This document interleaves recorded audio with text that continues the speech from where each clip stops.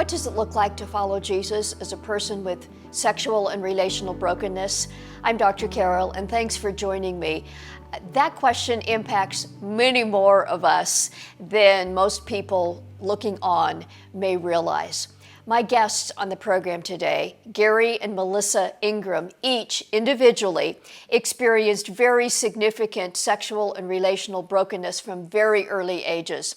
That included, for both of them, getting deeply into pornography, same-sex attraction and relationships, living homosexual in a homosexual relationship, lots of sex outside of marriage. But God got a hold of each of them individually, changed their lives. They are now married. They have 2 boys. They've been married for about 15 years. Together, Garry and Melissa founded the Love and Truth Network, which is devoted to helping Christians, church groups, Christian communities to experience God's restoration by providing various resources, teaching, and discipleship in the context of a safe, loving community around these areas of sexual and relational brokenness. Their stories almost make you wonder, is it real? Yes, it's real. I checked out Garry and Melissa because when I first heard their story, I had some of the same questions that you may have had, but they have a track record. They are connected with a number of other ministries. They are walking the walk. So suspend disbelief. These stories are real. So Melissa and Garry Ingraham. Melissa and Garry Ingraham, thank you. I've been looking forward to this conversation. It's such a pleasure and an honor to meet you this way and talk for a bit. It's great to meet you as well. Thanks so much. Yeah, thank you. You both have stories that in themselves are fascinating, and God has done great things, and then He brought you together, and what you are doing together is amazing. I just like to hear a couple minutes of each of you tell your story individually. I think people would be very encouraged by that. Mm-hmm. Great. You first, honey. Why me? No, I'll go. Yeah, so, the brief overview is that I grew up in a religious family, but never heard about a personal relationship with Jesus Christ. And there was just a lot of brokenness. I think my parents did the best that they knew. And I am grateful so much for them and for the love that they were able to give. But my father responded to the trouble in my parents' marriage by, exiting stage left in terms of just being on the road a ton with his business. And so I really internalized his absence as a deep shame. There was something wrong with me that I was not worth sticking around for. And combining that with some sexually abusive experiences growing up and an early exposure to pornography, actually my father's pornography, I internalized also a deep, I guess, hatred really of being a woman. And not that I consciously thought, oh, I want to be a man, but I just believed that to be a woman meant to be used and abused by men. And so at around the age of 12, I detached from my femininity, from my mom. And I wouldn't see the outworking effects of that until college. In grade school and high school, I was really looking to boys for a sense of self-worth and love. And I kind of let them push boundaries sexually. Yeah.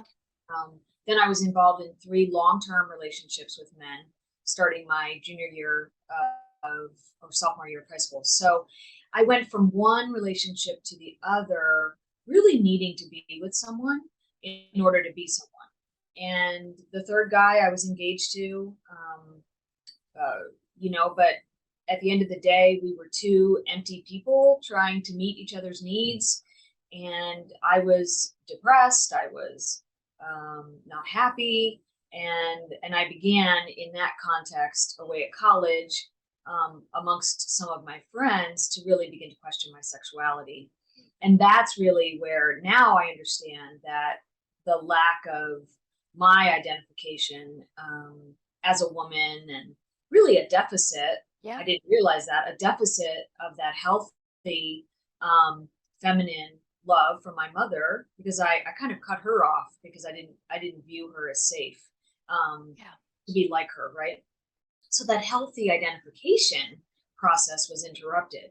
And so this same-sex attraction really came roaring, if you will, to the surface. And my senior year of college, I got involved with a woman. I thought, oh, this is it. I finally found what I'm looking for. And that was short-lived, but that was the crisis that God used to get my attention. Mm. And it was about a month or two later that my twin sister, my identical twin sister, who had become a born-again Christian our freshman year at a different college, she invited me to a missions conference where I surrendered my life to Christ, which was awesome. But I already knew going in, and I'm actually kind of grateful for this. I think a lot of people coming out of sexual struggles or unwanted same-sex attraction, they think that by coming to Christ, that all of a sudden, poof, all Yeah. of our problems go away, right? Yeah. Right. And for some people, we know a handful who would say when they came to Christ, their same-sex attraction went away. My same-sex attraction was part of a bigger picture of really, I had learned to objectify men and women, because that's kind of the environment I grew up in. So Yeah. that was a heart problem, and it was a mental, I mean, in a sense, it was a thought problem. And Yeah. so I said, I need help to know, how to really get to the root of this. And I did find help in a 20-week discipleship healing program. It changed my life, and that's really been just a solid foundation for my growth in Christ. And then I'll let Garry tell his story, but we met at a leadership training for that program Wow. we met in 2004, Mm-hmm. and I was a leader on the team, and he was a participant, and that was it. I mean, but it wasn't until the following summer that we actually started dating. Yep. Yeah. Wow. Yeah, so my story, Carol, my story is one of growing up in a Christian home, but a very legalistic Christian home. Both my parents had a lot of their own brokenness, family brokenness in their lives. They didn't really know how to navigate those things. And so I'm the youngest of five, and I'm very different than my three older brothers. I have one older sister. And my dad didn't really quite know what to do with me exactly. And he just kind of left me to be raised by my mom. And both my mom and dad and I developed really great relationships later on in life after I became an adult. But there was no connection when I was in when I was young, when I was a little boy, really all the way up through my teen years. And I also just wrestled, having been exposed to hardcore porn about the age of 5 or 6, and some older neighborhood boys' sexual behavior, and all the stuff that settles into our hearts, all the accusations, right? Yeah. The accuser, all that garbage that sets in. No place to unpack any of that. Pastors weren't equipped, or at least the ones I was around weren't equipped to help in any way with that. Basically, you were just kind of told to sort of get over it, or you're just not going to play with those boys anymore, and everything's all fixed. And so I just really lived in my own world, frustrated, lonely, dealing with all kinds of stuff that thought somehow God hated me. Those were some of the conclusions I came to. I went to Bible college and got kicked out of Bible college after my third semester because they were concerned that I was suicidal. Wow. And they didn't know how to navigate any of those things. And so I just left there, and I really felt like, okay, I'm done. God, I hate you. I hate your church. I can't stand any of this anymore. I'm so sick of trying to do what's right and failing all the time. And eventually, not long after that, I found my first gay bar.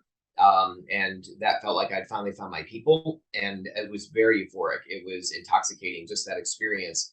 And I lived in that world for several years, becoming a bartender at a gay club in a different town, fully embracing that life.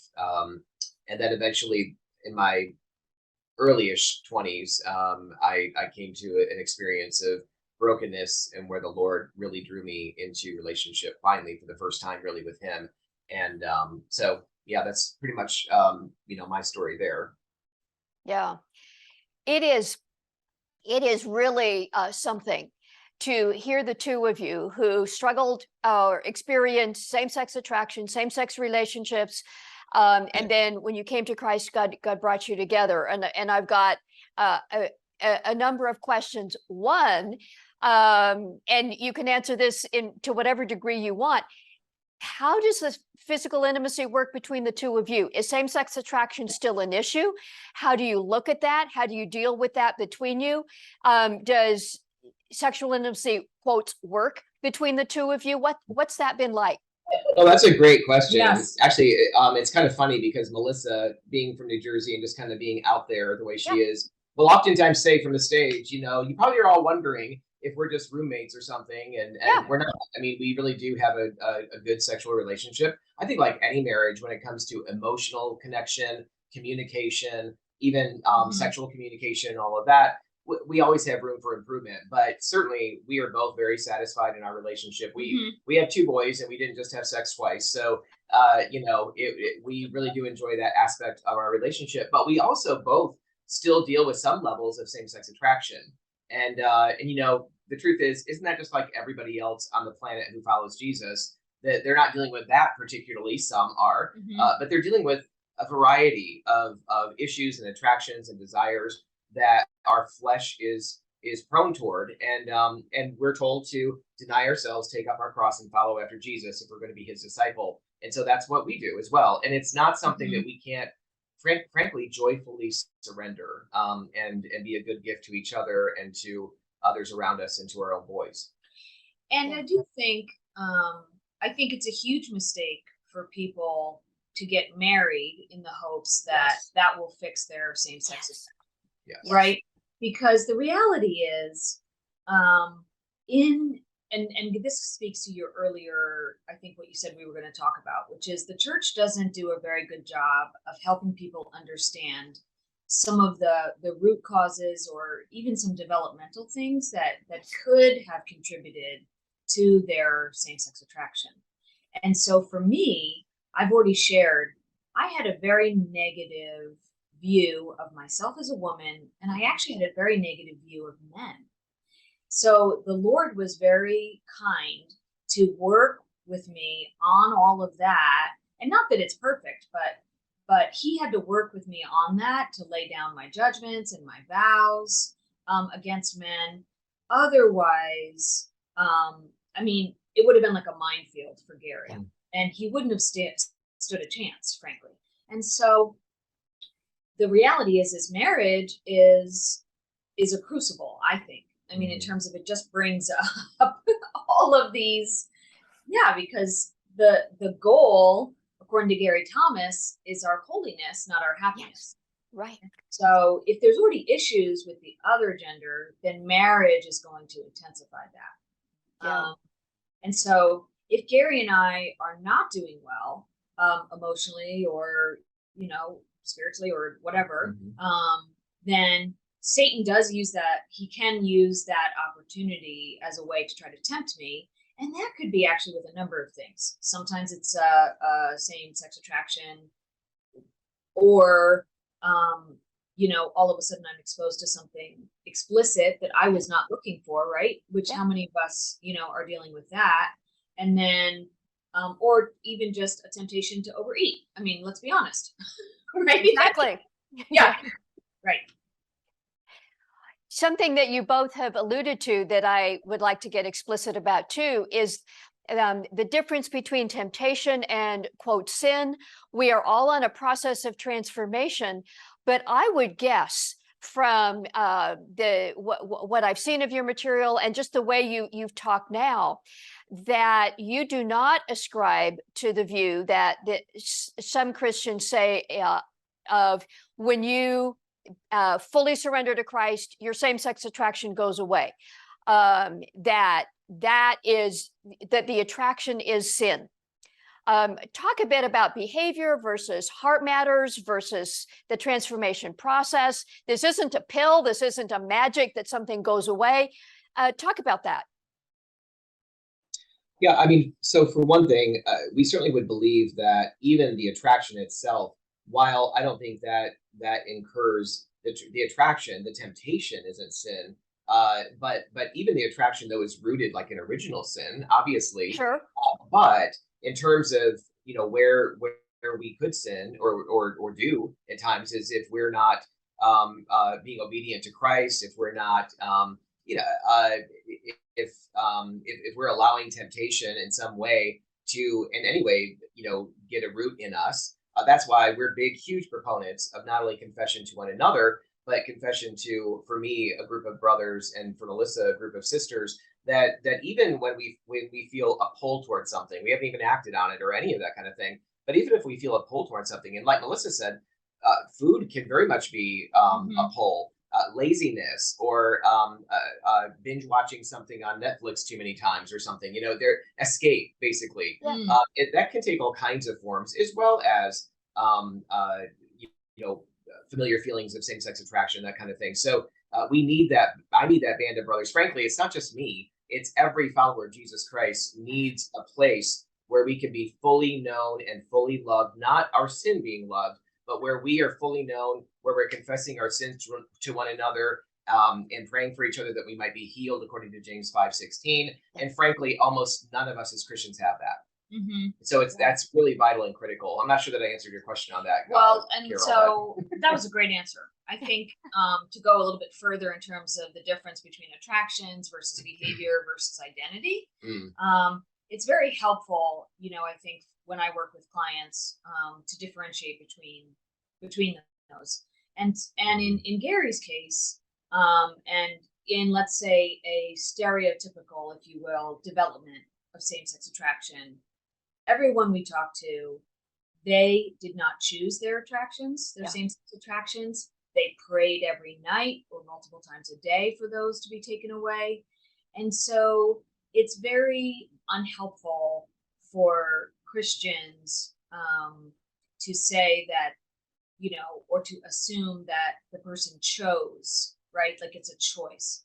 Acting on any disordered attraction is sin, right? And that is a choice. But in terms of our struggles, I mean, even if that's it could be with anything. I mean, even with heterosexual lust or something. I mean, other than it is being rooted in original sin, I think we're all suffering the consequences of our rebellion. And so we need to deal with that. And then there are some people who act on their same-sex attractions. We would say that's sin. We don't believe God approves of that. Then the next thing is, am I going to identify according to my attractions and or my behavior? We would also say that is not a good idea, that putting anything tied to our identity other than who we are in Christ is elevating that. I mean, what the Bible calls sin, like to even call yourself like a gay Christian or something. We're very, we stand kind of clear on that, just because we don't think it's helpful in terms of helping people stay on, really, in today's world, it's an extremely narrow path, which is, I'm actually going to die to myself and follow Christ. Part of that dying to ourselves is not just our sexual behavior, it's not just our non-sexual behavior, but it's also what we embrace as an identity, and to commingle my relationship with Christ and who I am bought by him with something that, if I were to act on, would be sin, doesn't make any sense. And it also is limiting. We believe when we embrace an identity, the possibility of transformation or shift or change in any way becomes very, very difficult when we've owned it as a label and insist this is who we are.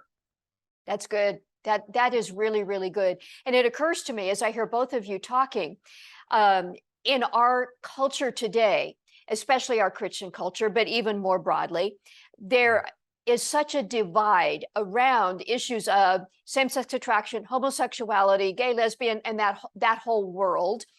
But is that any different from everybody else's struggles? Marriage is hard regardless of whether you're attracted to the same sex other ways or not. Remaining faithful is always an issue. You both mentioned pornography. We could probably spend hours talking about that. Right. And then just the whole process of becoming like Jesus in whatever you mentioned James, Garry, and I think of the place in James where he says you want to consume on your lusts. Yeah. It's I want what I want, whether that's sexual or something else. All of that has to be submitted to Jesus. Right. Yeah, absolutely. Yeah, so I think, and again, I think this is something that we talked about before you started recording, is that for some reason, and I think it's because it's uncomfortable, but historically the church has over focused on the sin of homosexuality to what do I want to say, over focused on that And de-emphasized. and de-emphasized other sexual sins, Yes. which are actually a lot more common. Yes. Right? Like as we've been talking, pornography is an epidemic in Yep. the church. And so unfortunately, it's not helpful for the majority of Christians dealing not with homosexuality, but with other sexual or relational brokenness.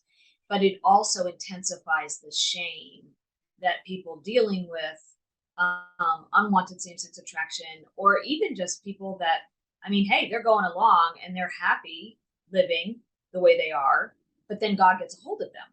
It increases that barrier, right? That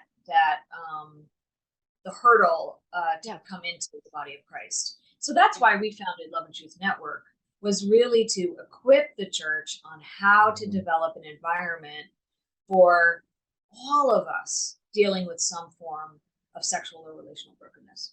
Yeah. I'm glad you brought that up. Yeah. Excuse me, Garry. I'm glad you brought that up because I'm one who believes, as Dr. Dan Allender and others do, that we have all been sexually harmed in some way. What that looks like, how it works out in behavior and what our individual struggles are is probably different, but the church should be a place where we deal with this. Right. No, absolutely. And that fits right in with what I was going to mention is I think that far too often, because we all live, or not, I shouldn't say it that way. For those of us who have grown up in the church, or those of us that have been around the church for a long time, we're so familiar with the waters that we swim in. We're so familiar with the environment that we swim in that we don't recognize how unbelievably broken it is. And that doesn't mean the church is the bride of Christ. We're a part of the church, which means we're a part of both the dysfunction and the functional parts. We contribute both positively and negatively. We love the church. But the truth is, when it comes to relationship and it comes to vulnerability, it comes to real sharing, it comes to really being known and breaking through patterns of all kinds of sinful behavior, all of us we're living like porcupines. We're living like as if we're reading a book about everyone's life that lives around us, and we don't even know who the author is. We don't know the people sitting in the chairs beside us. We know all kinds of facts about them, but we don't know their heart. We don't know what they struggle with. And frankly, they don't know what we struggle with. And we kind of like it that way. Because of fear, pride, and shame, we kind of like it that way. But it is absolutely the antithesis of what we're called to. And if the church is going to become valuable, well, the church is valuable. If the church is going to become fully relevant in the culture that we're living in right now, we have got to break down those barriers of these walls of silence, these walls of pretending, these walls of living in the idol of the good false self and masquerading as something that we're not. We have to become known. We have to become integrated as one person, the good, the bad, the ugly, and be willing to have walking partners join us in this journey, and we join them in this journey. And I think it's one of the reasons we see millennials and Gen X and others just dropping off like flies out of the church, because they sense and they know the hypocrisy. They know the double living. And so that's a core message that that is underlying the issues, I think, in every church. Yeah. You've kind of answered a question that I wanted us to be explicit about. What do you wish for the church? What do you want the body of Christ to know? And part of what I'm hearing is we need to see and know each other, not live as porcupines. I thought that was such, wow, I won't forget that one. We have to know each other, otherwise we will not be healed. Right. Yeah, absolutely. I mean, the reality is we were broken in relationship, And the way that God wants us to heal is through relationship. Yeah. And so we need at a minimum 2 or 3 other, for men, brothers, for women, Good. sisters, walking alongside of us, being able to call us into the more that Christ has for us. And I think that's important, that it's not people that are just going to help me feel sorry for myself. I mean, they need to be compassionate, but true compassion doesn't leave us stuck in our brokenness, right? It really leads us to Jesus, who can heal us. And one of the ways that Jesus heals us is through flesh and blood. I mean, like, we need one another.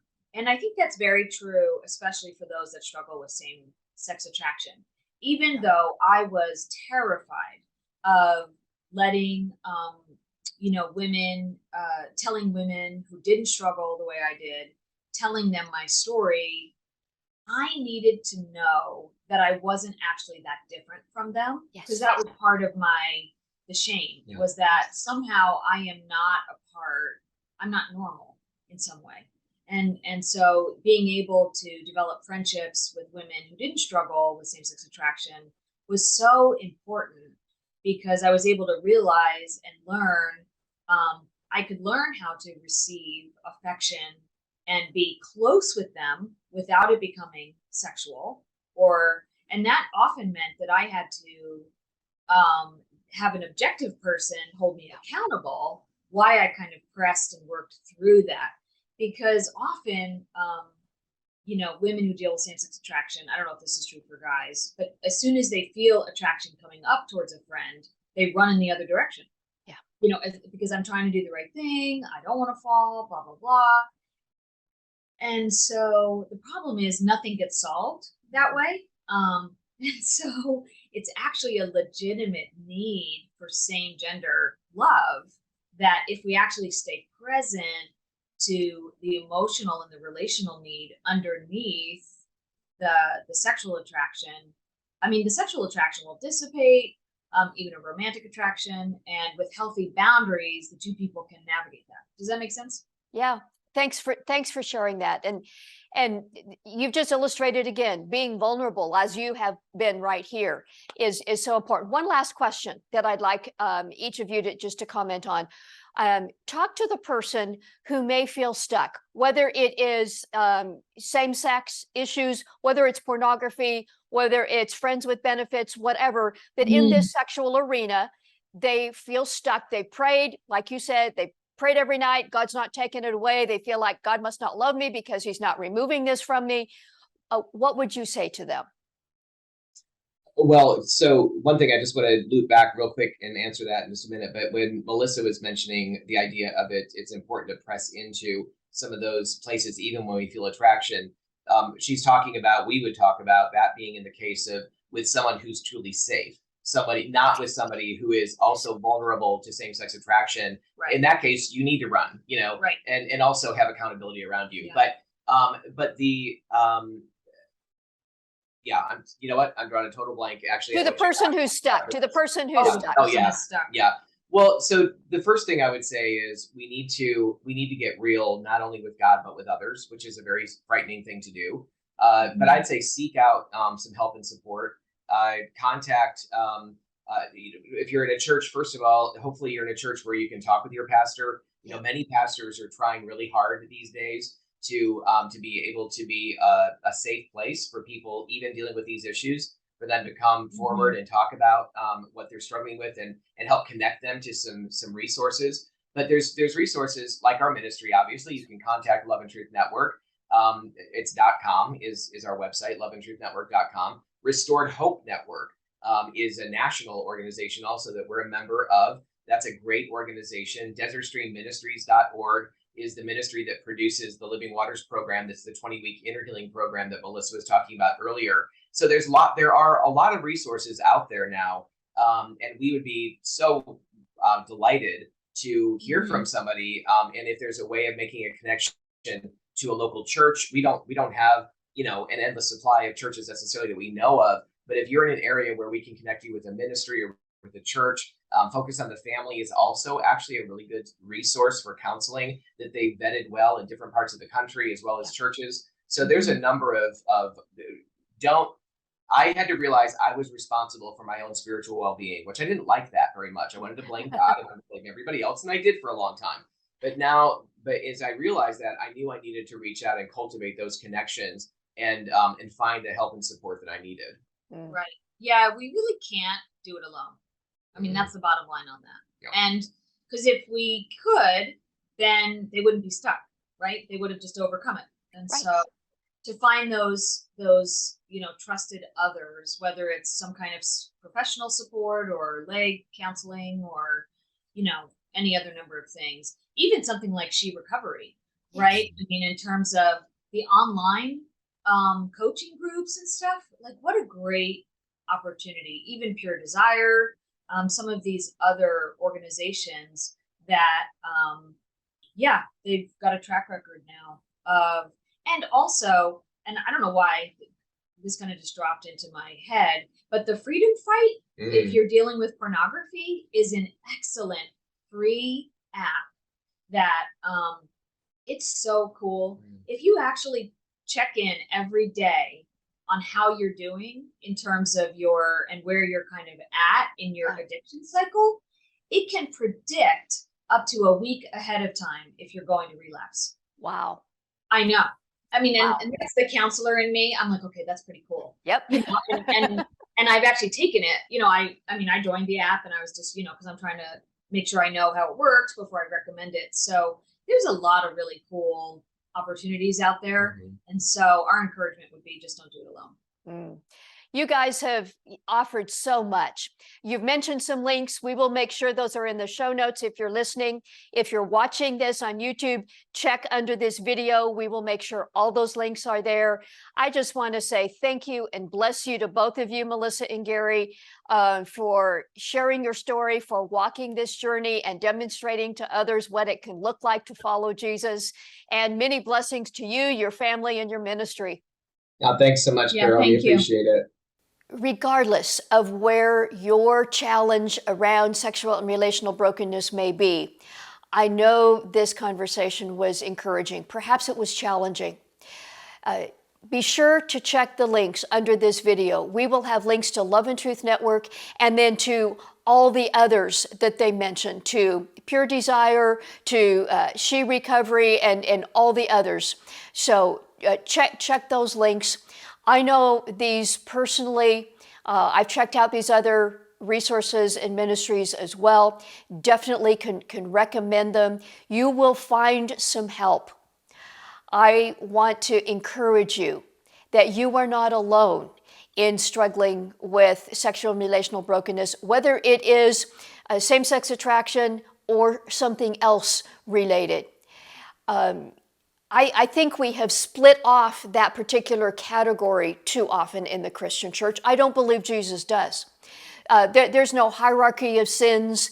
As Garry and Melissa said, seeing our identity first as children of God, transformed by Christ and the journey we are on.